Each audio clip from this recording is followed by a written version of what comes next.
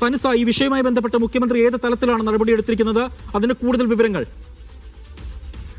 അടിയന്തര നടപടിയെടുക്കാൻ DGPക്ക് ഇപ്പോൾ നിർദ്ദേശം നൽകിയിരിക്കുകയാണ്. ഒരു വർഷം മുൻപാണ് ഈ ഒരു സംഭവം നടക്കുന്നത്.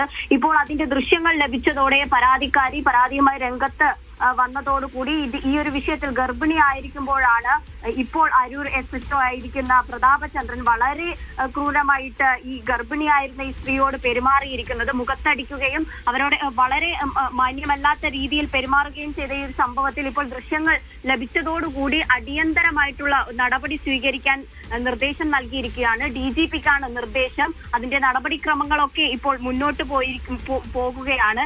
ഇത്തരത്തിൽ പോലീസ് മർദ്ദനത്തിന്റെ ദൃശ്യങ്ങൾ പകർത്തിയതിന്റെ പേരിലാണ് യുവാവിനെ കസ്റ്റഡിയിലെടുത്തത്.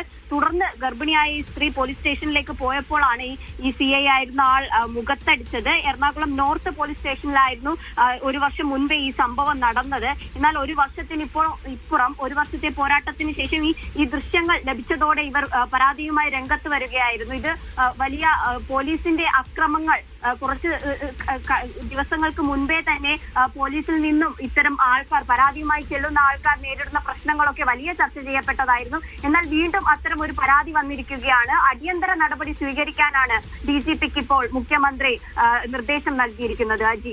ശരി സനിസ, എന്തായാലും ഞാൻ മുഹ്സിനിലേക്ക് ഒരിക്കൽ കൂടി പോവുകയാണ്. മുഹ്സിന, ആ മർദ്ദനമേറ്റ യുവതിക്കൊപ്പം ഇപ്പോഴുമുണ്ട്.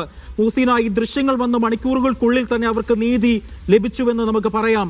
അടിയന്തര നടപടിയെടുക്കാനാണ് DGPക്ക് മുഖ്യമന്ത്രി നിർദ്ദേശം നൽകിയിരിക്കുന്നത്.